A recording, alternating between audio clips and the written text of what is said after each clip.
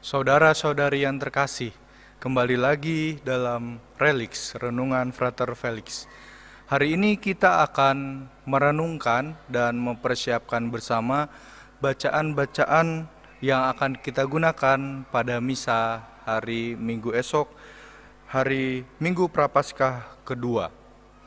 Bacaan pertama dari Kejadian bab 15 ayat 5 sampai 12, dilanjutkan ayat 17 sampai 18, mengisahkan tentang janji Allah kepada Abraham, yaitu janji tanah dan juga keturunan.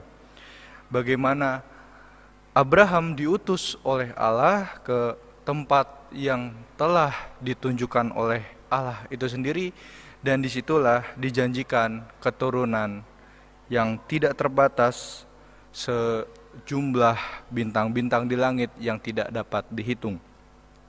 Lalu bacaan kedua diambil dari surat Rasul Paulus kepada jemaat di Filipi, bab 3 ayat 17 sampai bab 4 ayat 1. Bacaan ini mengisahkan tentang Kristus, tentang Yesus yang menjadi penyelamat hidup kita. Kristuslah yang akan mengubah tubuh kita yang fana menjadi serupa dengan tubuhnya yang mulia. Dalam arti ini, Yesus ingin mengajak kita, ingin menyelamatkan diri kita, agar kita yang mengikuti dirinya, mengikuti kehendak Allah, dapat berkuasa dengan diri kita sendiri dan juga terhadap dunia untuk kemuliaan Tuhan.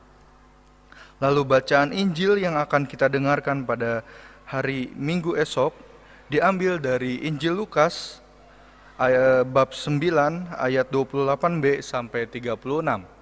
Bacaan Injil ini mengisahkan tentang transfigurasi Yesus Kristus. Maka pada kesempatan ini, mari kita menentukan bersama tentang apa itu transfigurasi Kristus dari bacaan Injil. Transfigurasi Yesus Kristus adalah momen di mana Yesus Kristus dimuliakan di atas gunung. Ketika itu Yesus mengajak 3 muridnya, Yakobus, Yohanes, dan Petrus, untuk naik ke sebuah gunung, dan di atas gunung itulah Yesus berubah rupa dengan dirinya yang bersinar sangat putih, dan di situ terdapat juga Musa dan Elia. Lalu apa makna transfigurasi bagi hidup kita? Kita melihat bahwa dalam bacaan itu Petrus yang hadir di situ merasa sungguh bahagia. Kita lihat dalam ayat 33, Lukas 9 ayat 33, Petrus mengatakan demikian, "Guru, betapa bahagianya kami berada di tempat ini. Baiklah, kami dirikan sekarang 3 kemah, 1 untuk engkau, 1 untuk Musa, dan 1 untuk Elia." Saudara-saudari yang terkasih, ungkapan Petrus ini merupakan ungkapan kenyamanan, merupakan rasa nyaman bahwa ia melihat suatu penampakan yang membahagiakan.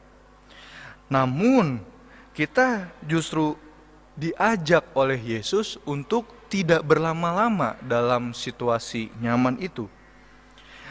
Memang benar, siapa sih yang tidak mau hidup dalam situasi nyaman, aman, dan menyenangkan seperti yang dialami oleh Petrus. Namun bisa jadi sesuatu yang membawa pada kenyamanan itu merupakan suatu godaan. Atau bisa jadi itu membuat kita menjadi berhenti pada momen nyaman itu. Maka kita diajak oleh Yesus dalam bacaan Injil hari Minggu esok untuk segera bangkit, tidak berlama-lama pada situasi nyaman, tetapi kita segera bangkit melaksanakan kehendak Allah. Bahwa transfigurasi Kristus menunjukkan sekaligus menandakan bahwa Yesus yang kita imani, bahwa Yesus yang kita ikuti adalah sungguh pemenang kehidupan. Yesus dimuliakan, bahwa Yesus adalah Sang Juru Selamat. Maka pesan dari firman Injil hari Minggu Prapaskah kedua mengajak kita untuk ayo segera bangkit.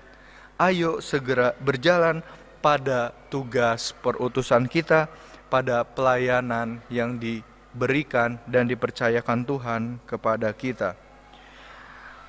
Kita tidak boleh larut kepada rasa nyaman yang sifatnya hanya untuk memuaskan diri saja. Kita harus segera keluar dan bertemu dengan banyak orang. Dan satu lagi, kita mendapatkan tugas perutusan untuk menjadi saksinya.